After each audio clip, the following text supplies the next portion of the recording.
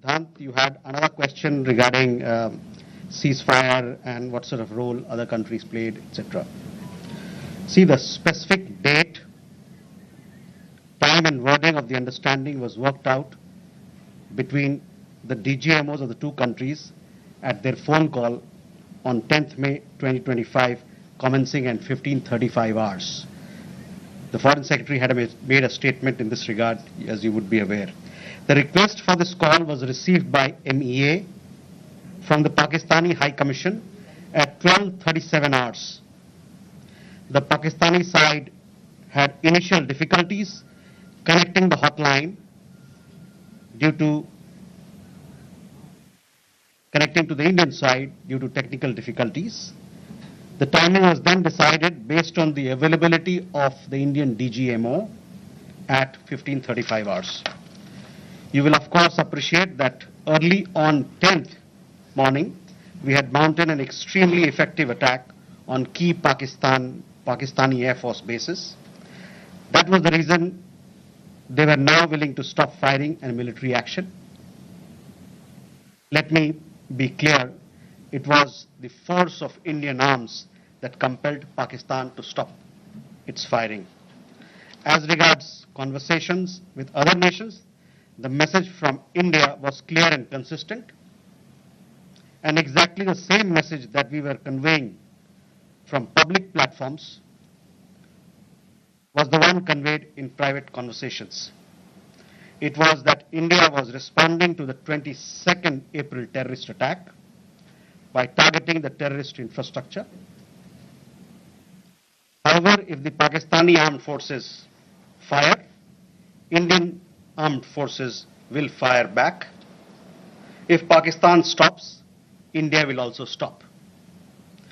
This was also the message that was conveyed to the Pakistani side at the time of the commencement of Operation Sindur, which was not heeded to by the Pakistani side at that time.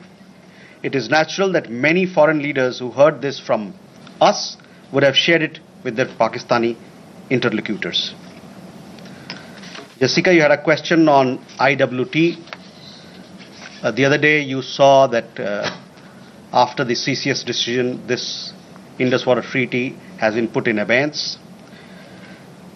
I would also like to take you back a little. The IWT, the Indus Waters Treaty, was concluded in the spirit of goodwill and friendship as specified in the preamble of the treaty.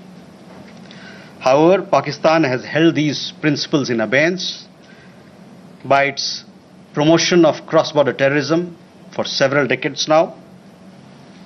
Now, as per CCS decision that I referred to of 23rd April, India will keep the treaty in abeyance until Pakistan credibly and irrevocably abjures its support for cross-border terrorism.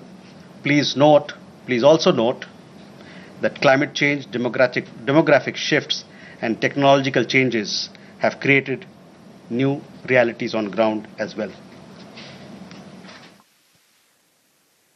Kandirmi had a question regarding trade matters. From the time of Operation Sindur, commenced on 7th May, till the understanding on cessation of firing and military action on 10th May, there were conversations between Indian and US leaders on the evolving military situation. The issue of trade did not come up in any of these discussions.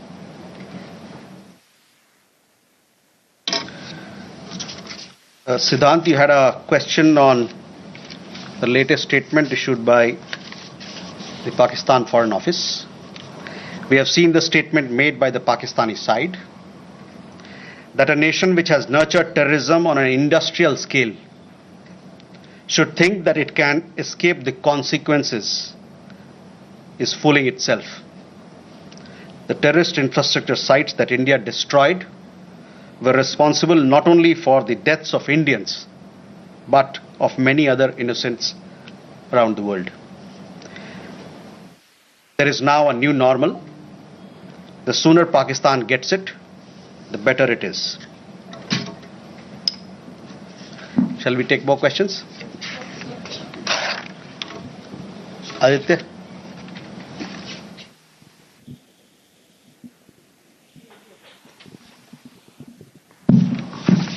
Mr. Jaiswal, I have two quick questions. One, that some of the Indian diplomats who have given interviews abroad have said that India has electronic intercepts and gathered intelligence linking to Pahalgam attackers to the handlers, and they have been planning more attacks. So have you given any kind of this evidence to the foreign attaches and diplomats that were briefed today, and in the context of ambassadors also that were briefed earlier? And yeah, that's about it. Megha?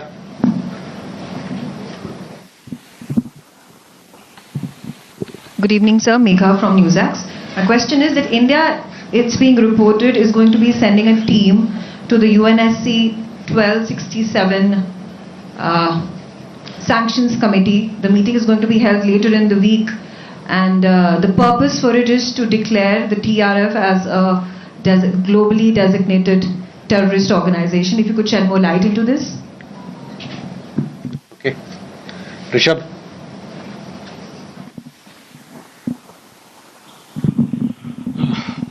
Spokesperson, good evening. Rishabh from Times. Now, I have just two questions here. Pakistan Foreign Minister Ishaq Dar has given an interview to CNN, and where he has claimed success and suggested that India was keen to have the ceasefire. Your comments on that? Also, there are a lot of buzz on social media as well as in various international media about nuclear leakage in Pakistan. Can you shed some light on that as well?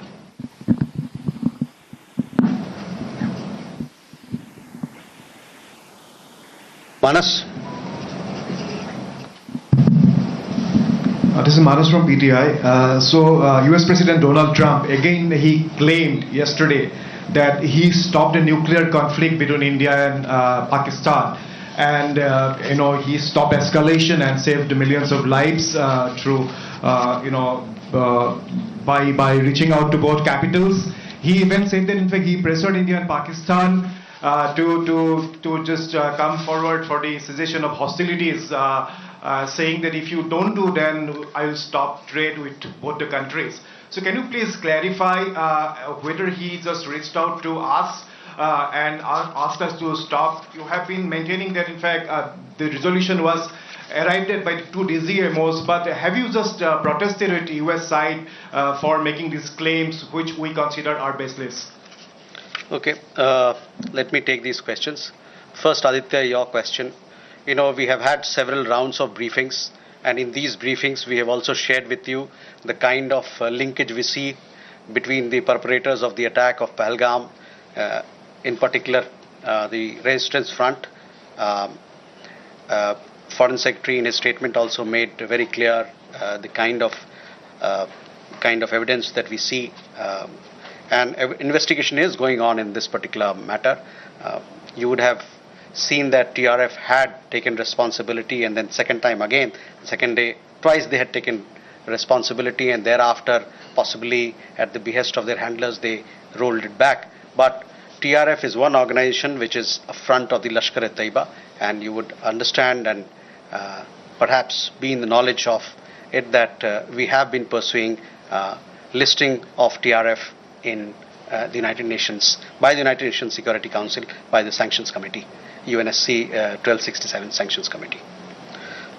I'm not privy to what was shared 2 hours back, but for sure we'll update you on as to how the investigation progresses in this matter. Megha, on UNSC 1267 Sanctions Committee, yes, over the last 2 years or so, 23, 24, we have been sharing information with the United Nations Security Council, the monitoring team of the Sanctions Committee, as to why the terrorist TRF, which is the front for Lashkar-e-Taiba, should be listed as a terrorist entity. We will be also, in few days' time, we will be sharing more details in this regard, and hopefully Security Council 1267 monitoring team will take strong note of what we present, what we file, and take due action against that is required. Rishabh, on your question regarding the interview that the Pak Foreign Minister gave. In the last week, as a result of Operation Sindur, Pakistan has seen its terror centers in Bahawalpur, Murudke, Muzaffarabad, and other places destroyed. You have been informed of it in several of the briefings that we've had. Thereafter, its military capabilities were significantly degraded by us and key air bases effectively put out of action. If the Pakistani FM wishes to project these as achievement, obviously he is welcome to do so. Where India is concerned, our stand was very clear and consistent from the start. We would target terrorist infrastructure operating out of Pakistan. If the Pakistani military stayed out, there would be no problem. If they fired on us, we would respond suitably. Till the night of 9th May, Pakistan was threatening India with a massive assault. Once their attempt failed on 10th May morning, and they received a devastating Indian counter response, their tune changed, and their DGMO eventually reached out to us. I just referred to the timings, etc., as to when they reached out. In essence, India's position remained the same. Pakistan's position changed on 10th May morning after its air bases were effectively put out of action. All you have to do is to look at who called who to negotiate the terms of the cessation of firing. By the way, we are living in a day and age where you have satellite pictures available commercially. I urge you to look at the satellite pictures of the sites which Pakistan says or claims to have attacked in India. Contrast it with the sites and places which we successfully targeted and destroyed. That will give you a clear answer. Claiming victory is an old habit. 1975 की बात यही थी, 71 की बात यही रही, 1999 Kargil war में भी यही राग आलापा. तो पाकिस्तान का तो पुराना ये उनका ढोल बजाने का है, जो रवैया है, आलापने का रवैया है, ढोल बहुत पुराना है. परस्त हो जाओ लेकिन ढोल बजाओ.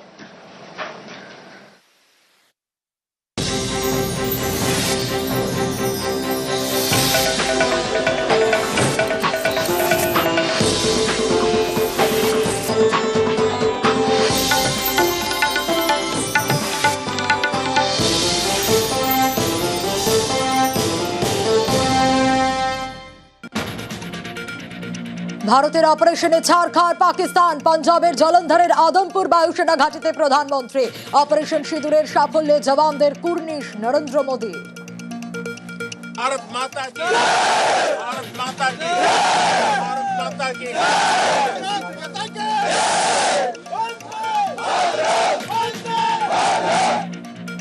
भारत की ओर नजर उठाने का एक ही अंजाम होगा, तबाही।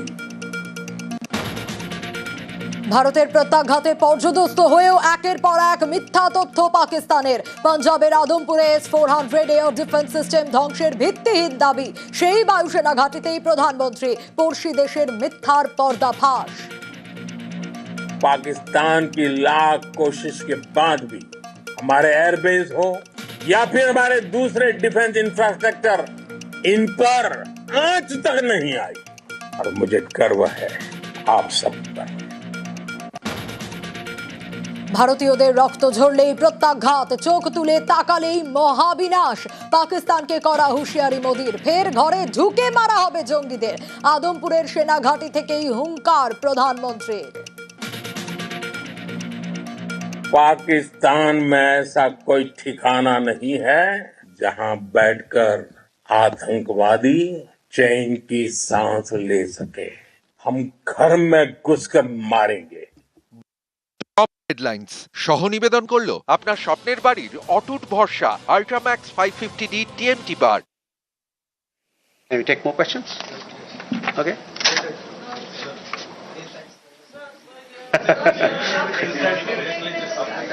There. Good evening, sir. Here Maheshwari from Sputnik, sir. Just a clarification. Secretary Marco Rubio tweeted that India and Pakistan had agreed to ceasefire as well as start talks on a broad range of issues at a neutral site. So would it be possible to get a clarification on this if we agreed to that? And sir, the second question is about India-US trade talks. India has formally notified the WTO proposing retaliatory tariffs against select US imports over Washington's tariffs on steel and aluminum imports. Would it be possible to get a clarification on this? And does it affect India's negotiating position vis-a-vis the bilateral trade agreement? Thank you. Okay. Smita. Smita Sharma here. I mean, you know, the US State Department actually in the press statement of 10th May, it was in bold and headline that mentioned US brokered ceasefire between India and Pakistan. I'm just trying to understand if New Delhi actually rejected it outrightly, raised it with Washington DC then, that this framing was incorrect, or is it only now that India is making it clear that there was no US role in it?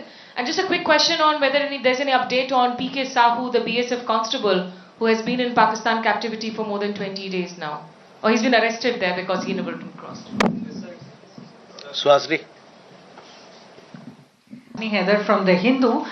In continuation to Smita's question about whether India has raised with the US these clearly what you are calling false statements made by US President Donald Trump, that India did not broker, the US did not broker a ceasefire, that trade was not discussed. These are all things that have been said now on the record in camera. So have you raised this at any level?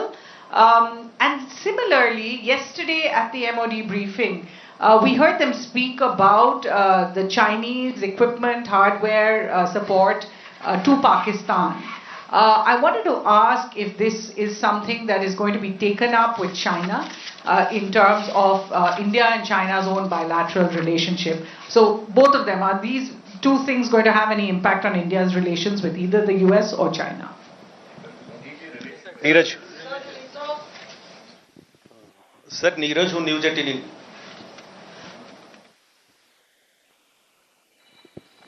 Sir Neeraj हूँ news 18 India से। आपने कहा कि कई अमेरिकी नेताओं की बात मिलिट्री जो कार्रवाई चल रही थी भारत की उस दौरान बातचीत हुई। प्रधानमंत्री नरेंद्र मोदी से किस अमेरिकी नेता की बातचीत हुई? क्योंकि मीडिया रिपोर्ट में आया है कि अमेरिकी उपराष्ट्रपति जेडी वांस ने उनसे बातचीत भी किया और यह भी अनुरोध किया था कि वो अपनी मिलिट्री कार्रवाई को थोड़ा कम करें, डी-एस्केलेट करें। और दूसरा सवाल यह है कि जब भारत ऑपरेशन सिंदूर में चल रहा था पाकिस्तान के खिलाफ, आतंकवाद के खिलाफ माफ कीजिएगा, तो बांग्लादेश में अवामी लीग पर बैन लगा दिया वहां की सरकार ने। भारत इसको कैसे देख रहा? Okay,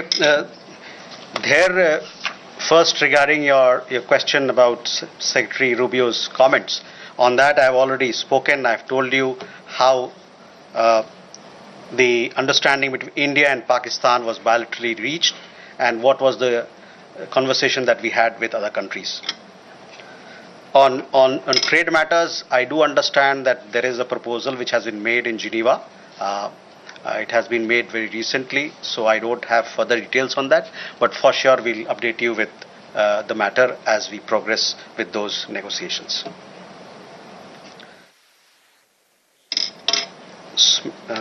Smita, again, I have already answered those questions of yours when I talked about, the question of ceasefire as to who decided, what were the terms, when it happened, etc. So I would urge you to look at those comments of mine. I have told you that we have conveyed our position. I conveyed our position here on record, so I will request you to look at that.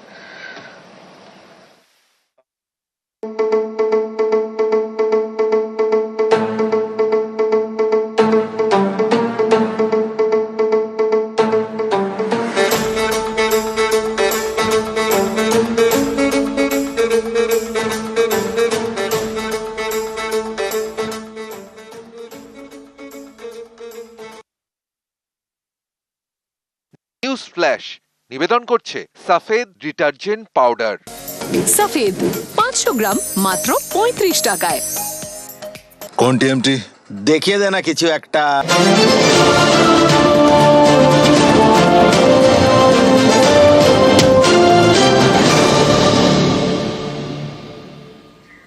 Adampur বায়ুসেনা ঘাঁটিতে যান প্রধানমন্ত্রী। আজ সকালেই আদমপুর বায়ুসেনা ঘাঁটিতে যান প্রধানমন্ত্রী। পাঞ্জাবের জলন্ধরে আদমপুর বায়ুসেনা ঘাঁটি বায়ুসেনা জওয়ানদের সঙ্গে কথা বলেন প্রধানমন্ত্রী। অপারেশন সিঁদুরের সাফল্যের জন্য কুর্নিশ জানান প্রধানমন্ত্রী নরেন্দ্র মোদী। भारत माता की, भारत माता की, भारत माता की, भारत माता की, भारत माता की, भारत माता की, भारत माता की, भारत माता की, भारत माता की, भारत माता की, भारत माता की, भारत माता की। গতকাল রাতেই পাকিস্তানকে কড়া বার্তা দেন প্রধানমন্ত্রী নরেন্দ্র মোদী এবং তারপরেই আজ সকালে আদমপুর বায়ুসেনা ঘাঁটিতে পৌঁছে যান প্রধানমন্ত্রী। এই বায়ুসেনা ঘাঁটি দেশের জন্য অত্যন্ত গুরুত্বপূর্ণ। প্রতিনিধি আবির এই মুহূর্তে আমাদের সঙ্গে রয়েছেন। আবির, কাল রাতে তিনি কড়া বার্তা দেন, আজ সকাল সকাল তিনি একেবারে পৌঁছে যাচ্ছেন আদমপুর বায়ুসেনা ঘাঁটি, যে ঘাঁটি থেকে নিশ্চিত রূপে আমরা বলতে পারি সমগ্র বিশ্ববাসীকে তিনি বার্তা দিয়েছেন। কারণ বারবার পাকিস্তানের তরফ থেকে যে মিথ্যা প্রচার করা হয়েছিল, যে ভুয়ো তথ্য সম্প্রচার করা হয়েছিল, দাবি করা হয়েছিল, সেই দাবি কার্যত নস্যাৎ করার জন্যই আজকের প্রধানমন্ত্রীর এই সফর।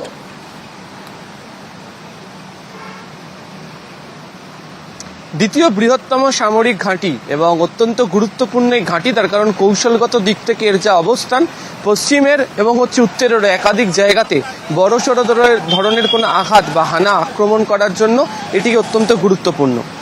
বর্তমান সময়ে দাঁড়িয়ে তুমি জানো যে গতকাল থেকেই বলা হচ্ছিল যে এই যুদ্ধ বা যে লড়াই চলছিল সেখানে আধুনিক প্রযুক্তির গুরুত্ব দিনের পর দিন বেড়ে উঠছে এবং ভারতের যে এয়ার ডিফেন্স সিস্টেম যে অত্যন্ত শক্তিশালী এবং S-400-এর যে কার্যকারিতা গত কয়েকদিন ধরে বারবার ধরে আলোচনা হয়েছে, তার একটা বড় অংশ এখান থেকে নিয়ন্ত্রিত হয়। এবং গতকালকেই দুপুরবেলা DGMOদের যে সাংবাদিক সম্মেলন, সেখানে প্রথম এয়ার ডিফেন্স কন্ট্রোল রুম সিস্টেমের একটি ছবিও তাদের তরফ থেকে শেয়ার করা হয়েছিল তাদের যে ভিডিওতে। এবং এই যে আদমপুর যে ঘাঁটি, সেই ঘাঁটিকে নিয়েই লাগাতার মিথ্যা প্রচার পাকিস্তানের তরফ থেকে করা হয়। তারা বলেন যে রানওয়ে ধ্বংস করে দেওয়া হয়েছে, তারা বলেন টাওয়ার ধ্বংস করে দেওয়া হয়েছে, তারা বলেন ক্ষতিগ্রস্ত করা হয়েছে ভারতীয় যুদ্ধ বিমানকে, এমনকি তারা বলেন যে এয়ার ডিফেন্স সিস্টেমও তারা ক্ষতিগ্রস্ত করেছেন। ভারতের তরফ থেকে শুধু গত দুদিন ধরেই পাকিস্তানের এই যাবতীয় মিথ্যা তথ্যের বিরুদ্ধে একাধিক তথ্য প্রমাণ সহ বাকি তুলে ধরা হয়েছিল। কূটনৈতিক লড়াই এবং সামরিক বা প্রতিরক্ষাজনিত লড়াই তো ভারত লড়ছেই এবং তাতে একাধিক সাফল্যের জায়গা ভারত ইতিমধ্যেই তৈরি করে ফেলতে পেরেছে। যারা প্রতিরক্ষা মন্ত্রকের কর্তা বলছেন, এর পাশাপাশি যেটা লড়াই চলছিল সেটা হচ্ছে একটা মনস্তাত্ত্বিক লড়াই।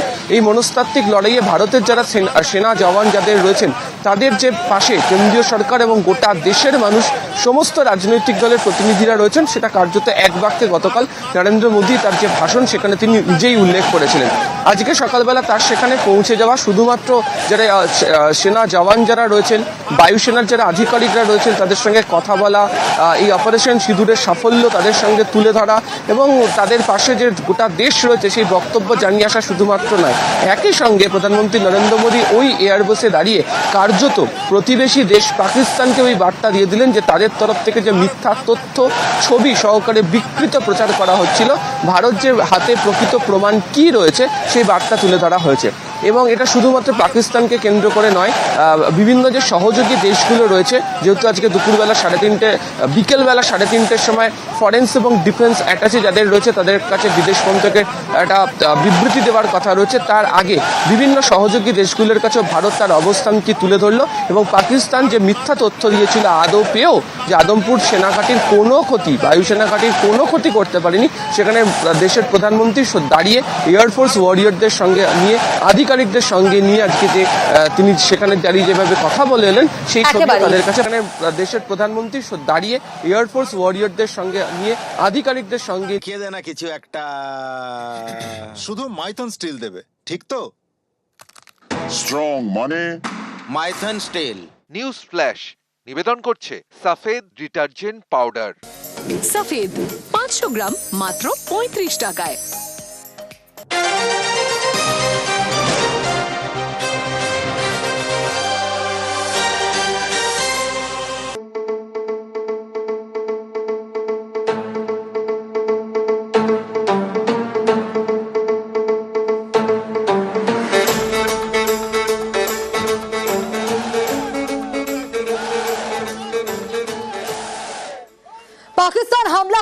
ছেড়ে কথা বলবে না ভারত, ঘরে ঢুকে মারা হবে, জঙ্গিদের বাঁচার সুযোগ দেওয়া হবে না, হুঙ্কার প্রধানমন্ত্রী নরেন্দ্র মোদীর।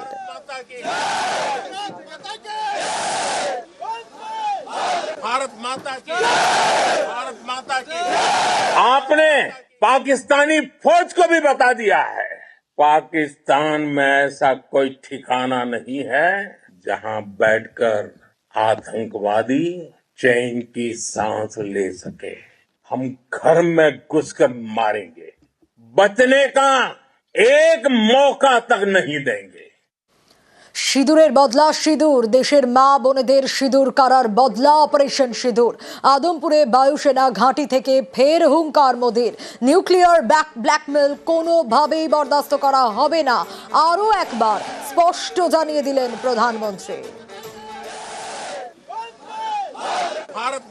ऑपरेशन सिंदूर कोई सामान्य सैन्य अभियान नहीं है, ये भारत की नीति, नियत और निर्णायक क्षमता की त्रिवेणी है। भारत बुद्ध की भी धरती है और गुरु गोविंद सिंह जी की भी धरती है। अधर्म के नाश और धर्म की स्थापना के लिए शस्त्र उठाना ये हमारी परंपरा है। जब हमारी बहनों बेटियों का सिंदूर छीना गया तो हमने आतंकियों के फन को उनके घर में घुस के कुचल दिया। পাকিস্তানের আর্তিতে সামরিক বিরতি, ফের জঙ্গি কার্যকলাপ হলে বা সেনা দুঃসাহস দেখালে মাটিতে মিশিয়ে দেওয়ার হুঁশিয়ারি নরেন্দ্র মোদী। पाकिस्तान की गुहार के बाद भारत ने सिर्फ अपनी सैन्य कार्रवाई को स्थगित किया है। अगर पाकिस्तान ने फिर से आतंकी गतिविधि या सैन्य दुस्साहस दिखाया तो हम उसका मुंह तोड़ जवाब देंगे। ये जवाब अपनी शर्तों पर, अपने तरीके से देंगे। ये नया भारत है, ये भारत शांति चाहता है, लेकिन अगर मानवता पर हमला होता है तो ये भारत युद्ध के मोर्चे पर दुश्मन को मिट्टी में मिलाना भी अच्छी तरह जानता है। आतंक के आकाओं को अब समझ आ गया है, भारत की ओर नजर उठाने का एक ही अंजाम होगा, तबाही। भारत में निर्दोष लोगों का खून बहाने का एक ही अंजाम होगा, विनाश और महाविनाश।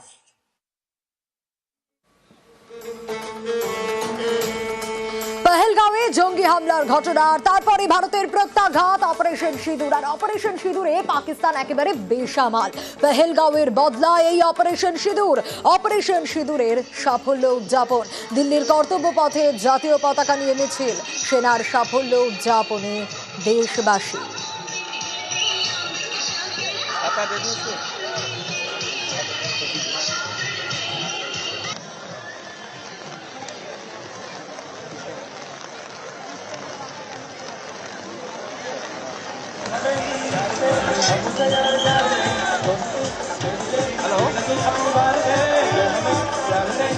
ওয়ার মেমোরিয়াল পর্যন্ত মিছিল, যে ছবি আপনাদের দেখাচ্ছি, অপারেশন সিঁদুরের সাফল্য উদযাপন, সেনার সাফল্য উদযাপন।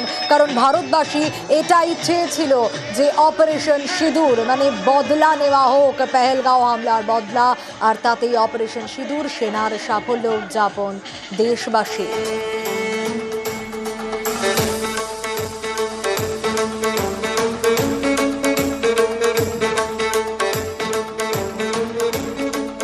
আর সোপিয়ানে গুলির লড়াই, 3 জঙ্গি খতম হয়ে গেছে সোপিয়ানে ভারতীয় সেনার অপারেশন কেল্লার। অপারেশন সিঁদুরের পর এবার অপারেশন কেল্লার। অপারেশন কেল্লারে সোপিয়ানের জঙ্গলে তল্লাশি, আর সেই সময় গুলি চলার ঘটনা। জঙ্গলে যৌথ বাহিনী জঙ্গি গুলির লড়াই চলে, আর বাহিনীকে লক্ষ্য করে গুলি জঙ্গিদের। বাহিনীর পাল্টা গুলিতে খতম হয়েছে 3 লস্কর জঙ্গি। আরো ডিটেল আপডেট নেব, কারণ যে আপডেটে নজর রেখেছি ইতিমধ্যেই আমরা সোপিয়ানের দিকে, গুলির লড়াই আর সেখানে 3 জঙ্গি খতম। মৈত্রেয়ী রয়েছে, আপডেট নেব। মৈত্রেয়ী, 3 জঙ্গি যারা খতম হয়েছে 3 জনই লস্করের।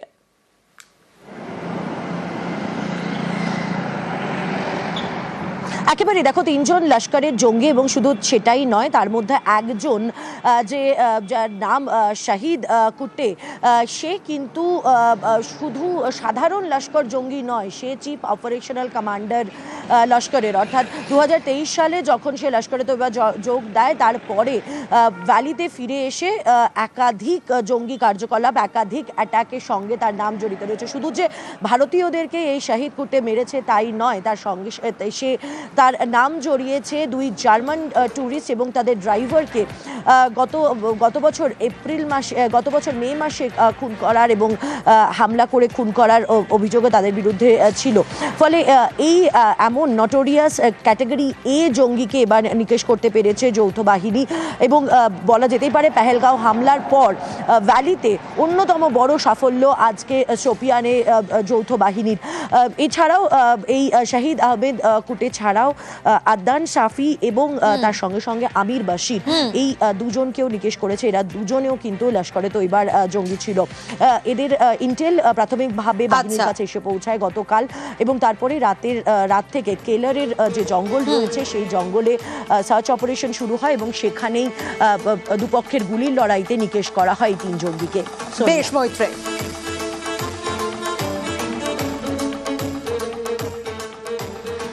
এদিকে সোপিয়ানের জায়গায় জায়গায় পোস্টার পড়েছে, সন্ত্রাসবাদীদের খোঁজ দিলে কত টাকা পুরস্কার, 20 লক্ষ টাকা পুরস্কার। কারণ পেহেলগাঁও হামলার জঙ্গিরা যারা, তাদের নামে হুলিয়া জারি হয়েছে। দেখুন ছবি দেখাচ্ছি, জায়গায় জায়গায় পড়েছে পোস্টার। যদি এই সন্ত্রাসবাদীদের খোঁজ দিতে পারে কেউ, তাহলে 20 লক্ষ টাকা পুরস্কার।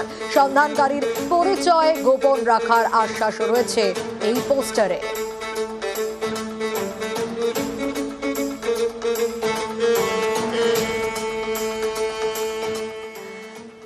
আর গত কয়েকদিন ধরে ছবিটা ঠিক কি, সীমান্তে পাক কলকাঠি, কিন্তু ভূস্বর্গে এখনো ছড়িয়ে ছিটিয়ে রয়েছে পাক গোলাগুলি, আতঙ্ক সেখানকার বাসিন্দাদের মনেও। তাই রাজৌরিতে নিষ্ক্রিয় করা হলো না ফাটা পাক শেল। যে ছবি আপনাদের দেখাচ্ছি, গত কয়েকদিন ধরেই দেখা গেছে যে পাক কলকাঠি একের পর এক সীমান্তে, আর ভূস্বর্গে এখনো পাক গোলাগুলি ছড়িয়ে ছিটিয়ে রয়েছে। ছবি দেখাচ্ছি আপনাদের রাজৌরির, যেখানে নিষ্ক্রিয় করা হয়েছে না ফাটা পাক শেল।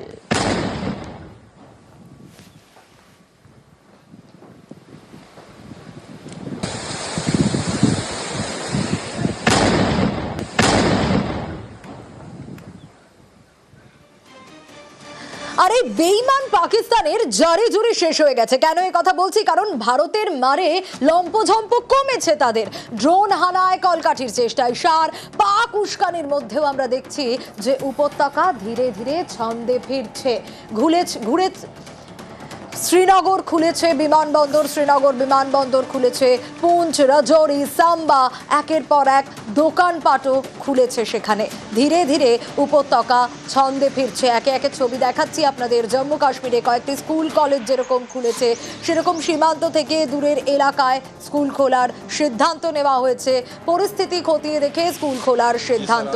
ধীরে ধীরে পরিস্থিতি স্বাভাবিক হচ্ছে। শুধু তাই নয়, সীমান্তবর্তী এলাকাগুলো রাজস্থান, পাঞ্জাব, গুজরাট, একে একে সবাই ছন্দে ফিরতে চাইছে। রুমেলা রয়েছে আমার সঙ্গে। রুমেলা, তোমার কাছ থেকে আমরা প্রত্যেকটা মুহূর্তের আপডেট পাচ্ছি।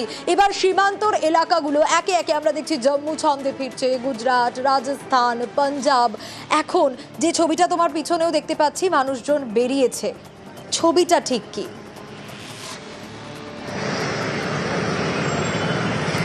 জম্মু কাশ্মীর, পাঞ্জাব, গুজরাট, রাজস্থান, এই সীমান্তবর্তী এলাকাগুলোয় কি আনরেস্ট ছিল গত এক সপ্তাহে আমরা তা দেখেছি। আর আমি যেখানে দাঁড়িয়ে রয়েছি Amritsar, heart of the city, পাঞ্জাবের যে জায়গায় এই অমৃতসর, এবং অমৃতসরের যে জায়গায় আমি দাঁড়িয়ে রয়েছি এটা একেবারে মার্কেট এরিয়া। মার্কেট এরিয়া, এখানে প্রচুর শপিং মল রয়েছে এবং আমি আজ যে ছবি দেখছি গতকাল সেটা আমি দেখিনি। গতকাল ব্ল্যাকআউট তো হয়েছিল এই রাতে এবং এই সময় খুব বেশি সংখ্যক মানুষ ছিল না। দেখো, সামরিক বিরতির পর 3 দিন তো কেটে গিয়েছে। যে ছবি আমি দেখাচ্ছি, এখানে মানুষজন তারা রাস্তায় বেরিয়েছেন, একদম ডেইলি লাইফ যেভাবে তারা লিড করেন সেটাই এখানে হচ্ছে। আমি যদি একটু ফিরে যাই সোনিয়া, ঠিক গত সপ্তাহের মঙ্গলবার এই 6টার বুলেটিনে আমরা দেখাচ্ছিলাম যে বুধবার দিন কিভাবে বিভিন্ন জায়গায় মক ড্রিল হবে, যুদ্ধ মহড়া হবে, সাইরেন বাজবে। দেখো রাতারাতি কিভাবে ছবিটা বদলে গেল এই একটা সপ্তাহে।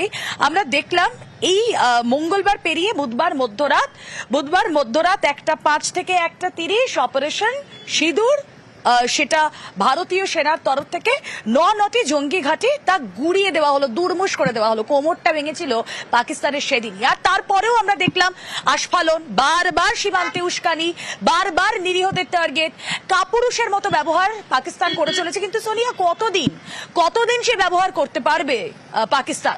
সামরিক বিরতি হয়েছে, ভারতীয় সেনার তরফ থেকে নিজেদের জায়গা স্পষ্ট করে দেওয়া হয়েছে। গতকাল প্রধানমন্ত্রী নরেন্দ্র মোদী তিনি আরো স্পষ্ট করে দিলেন রক্ত আর জল দুটো একসাথে বইতে পারে না। সুতরাং যা হওয়ার তাই। এই সাধারণ মানুষজনও ভারতীয় সেনার উপর আস্থা রেখেই তারাও কিন্তু বুকে বল নিয়ে এবার ফিরছেন স্বাভাবিক ছন্দে। এটাই তো চাই আমরা। একেবারে রুমেলা, এটাই চাওয়ার যে ছন্দে, স্বাভাবিক ছন্দে ফিরুক, সীমান্তে উত্তেজনা না থাকুক, এবং অবশ্যই ভারতীয় সেনার ওপর তো সকলের ভরসা রয়েছে। তাই তো এই নর্মালসির ছবিটা আমরা দেখতে পাচ্ছি সীমান্তের বিভিন্ন প্রান্তে, তাই জন্যেই এই ছবি ধরা দিচ্ছে। আর সীমান্তে উত্তেজনা, পাকিস্তান কিন্তু বেজায় চাপে রয়েছে। তারা বাংলাদেশের জমি ব্যবহার করে ভারতে হামলার চেষ্টা করবে না তো? তুফানগঞ্জের চর বালাভূত গ্রামে এ নিয়ে রীতিমতো উদ্বেগ ছড়িয়েছে, কারণ বাংলাদেশ সীমান্ত ঘেঁষা এই গ্রামে কোনো রকম কোনো কাঁটা তার নেই। তাহলে ভরসার জায়গা কোনটা? ভরসা বলতে বিএসএফ এর নজরদারি। স্থানীয়রা কাঁটা তারের দাবিতে সরব দেয়।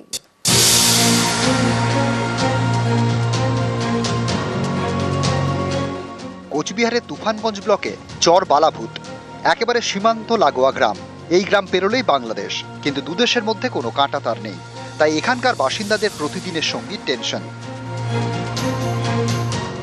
আতঙ্ক তো লাগবেই, একটু খোলা মার্কেট এখানে, আর মনে করো বিএসএফ তো আছে, বিএসএফ এর জন্য একটু আমার টেনশন কম আছে। কখন কোথায় কোন আতঙ্কবাদী আসবে এটা তো আর বলা যায় না, ঢুকে পড়তেই পারে। ভারত পাকিস্তান সীমান্তের টেনশন, তার জেরে ভারতের পূর্ব সীমান্তে কড়া নজরদারি চলছে কোচবিহারের তুফানগঞ্জের সীমান্ত ঘেঁষা গ্রামগুলিতে। এই তুফানগঞ্জের প্রত্যন্ত এলাকা মধ্য বালাভূত। গা ঘেঁষে বয়ে গিয়েছে তোরসা, তিস্তা, রায়ডাক, সংকোষের মিলিত স্রোত।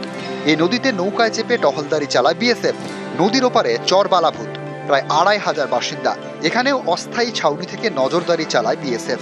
এই গ্রামের পাশেই বাংলাদেশ, কিন্তু কোনো কাঁটাতার নেই। স্থানীয়দের আশঙ্কা, কাঁটাতার না থাকায় বিএসএফ এর নজর এড়িয়ে বাংলাদেশের দিক থেকে যখন তখন বিপদ আসতে পারে। এই যে নদী ওই পারে যারা আছে তারা কি করে যাতায়াত করে? কার দেহে যাতায়াত করে? ওই পারে তো বাংলাদেশ, কোনো কাঁটাতার নাই।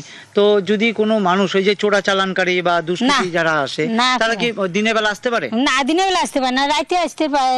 দিনের বেলা নজরদারি থাকে, রাতের অন্ধকারে ঢুকে। স্থানীয় বাসিন্দারা দাবি জানিয়েছে যেন স্থায়ীভাবে কাঁটাতারের বেড়া দেওয়া হয় এসব এলাকায়, তাহলে রাতে নিশ্চিন্তে ঘুমাতে পারবে এবং নিশ্চিন্তভাবে থাকবে এই গ্রাম।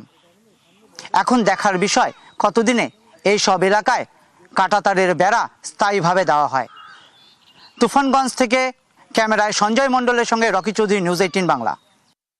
নিউজ ফ্ল্যাশ নিবেদন করছে সাফেদ ডিটারজেন্ট পাউডার।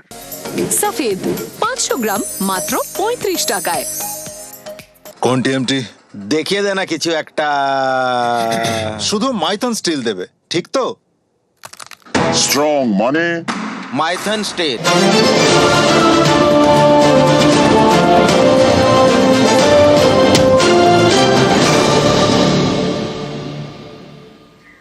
আদমপুর বায়ুসেনা ঘাঁটিতে যান প্রধানমন্ত্রী।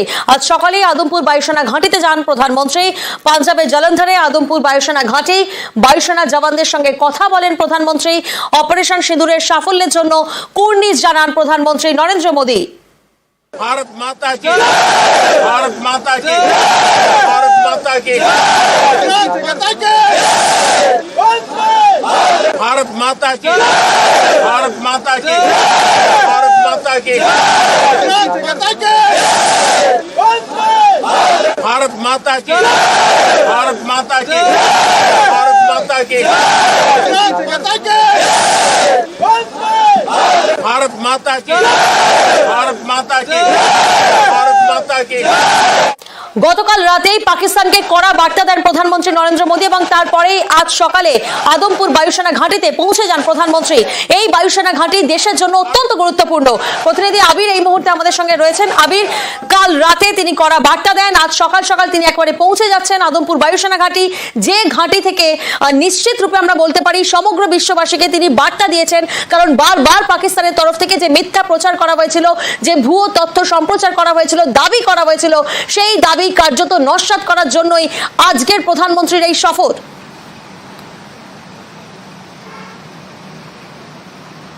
দ্বিতীয় বৃহত্তম সামরিক ঘাঁটি এবং অত্যন্ত গুরুত্বপূর্ণ এই ঘাঁটি, তার কারণ কৌশলগত দিক থেকে এর যা অবস্থান, পশ্চিমের এবং উত্তরের একাধিক জায়গাতে বড়সড় ধরনের কোনো আঘাত বা হানা আক্রমণ করার জন্য এটি অত্যন্ত গুরুত্বপূর্ণ। বর্তমান সময়ে দাঁড়িয়ে তুমি জানো যে গতকাল থেকেই বলা হচ্ছিল যে এই যুদ্ধ বা যে লড়াই চলছিল সেখানে আধুনিক প্রযুক্তির গুরুত্ব দিনের পর দিন বেড়ে উঠছে এবং ভারতের যে এয়ার ডিফেন্স সিস্টেম যে অত্যন্ত শক্তিশালী এবং S-400-এর যে কার্যকারিতা গত কয়েকদিন ধরে বারবার ধরে আলোচনা হয়েছে, তার একটা বড় অংশ এখান থেকে নিয়ন্ত্রিত হয়। এবং গতকালকেই দুপুরবেলা DGMOদের যে সাংবাদিক সম্মেলন, সেখানে প্রথম এয়ার ডিফেন্স কন্ট্রোল রুম সিস্টেমের একটি ছবিও তাদের তরফ থেকে শেয়ার করা হয়েছিল তাদের যে ভিডিওতে। এবং এই যে আদমপুর যে ঘাঁটি, সেই ঘাঁটিকে নিয়েই লাগাতার মিথ্যা প্রচার পাকিস্তানের তরফ থেকে করা হয়। তারা বলেন যে রানওয়ে ধ্বংস করে দেওয়া হয়েছে, তারা বলেন টাওয়ার ধ্বংস করে দেওয়া হয়েছে, তারা বলেন ক্ষতিগ্রস্ত করা হয়েছে ভারতীয় যুদ্ধ বিমানকে, এমনকি তারা বলেন যে এয়ার ডিফেন্স সিস্টেমও তারা ক্ষতিগ্রস্ত করেছেন। ভারতের তরফ থেকে শুধু গত দুদিন ধরেই পাকিস্তানের এই যাবতীয় মিথ্যা তথ্যের বিরুদ্ধে একাধিক তথ্য প্রমাণ সহ বাকি তুলে ধরা হয়েছিল। কূটনৈতিক লড়াই এবং সামরিক বা প্রতিরক্ষাজনিত লড়াই তো ভারত লড়ছেই এবং তাতে একাধিক সাফল্যের জায়গা ভারত ইতিমধ্যেই তৈরি করে ফেলতে পেরেছে। যারা প্রতিরক্ষা মন্ত্রকের কর্তা বলছেন, এর পাশাপাশি যেটা লড়াই চলছিল সেটা হচ্ছে একটা মনস্তাত্ত্বিক লড়াই। এই মনস্তাত্ত্বিক লড়াইয়ে ভারতের যারা সেনা জওয়ান যাদের রয়েছেন, তাদের যে পাশে কেন্দ্রীয় সরকার এবং গোটা দেশের মানুষ, সমস্ত রাজনৈতিক দলের প্রতিনিধিরা রয়েছেন, সেটা কার্যত এক বাক্যে গতকাল নরেন্দ্র মোদী তার যে ভাষণ সেখানে তিনি নিজেই উল্লেখ করেছিলেন। আজকে সকালবেলা তার সেখানে পৌঁছে যাওয়া, শুধুমাত্র যারা সেনা জওয়ান যারা রয়েছেন, বায়ুসেনার যারা আধিকারিকরা রয়েছেন, তাদের সঙ্গে কথা বলা, এই অপারেশন সিঁদুরের সাফল্য তাদের সঙ্গে তুলে ধরা এবং তাদের পাশে যে গোটা দেশ রয়েছে সেই বক্তব্য জানিয়ে আসা শুধুমাত্র নয়, একই সঙ্গে প্রধানমন্ত্রী নরেন্দ্র মোদী ওই এয়ারবেসে দাঁড়িয়ে কার্যত প্রতিবেশী দেশ পাকিস্তানকে ওই বার্তা দিয়ে দিলেন যে তাদের তরফ থেকে যে মিথ্যা তথ্য ছবি সহকারে বিকৃত প্রচার করা হচ্ছিল, ভারত যে হাতে প্রকৃত প্রমাণ কি রয়েছে সেই বার্তা তুলে ধরা হয়েছে।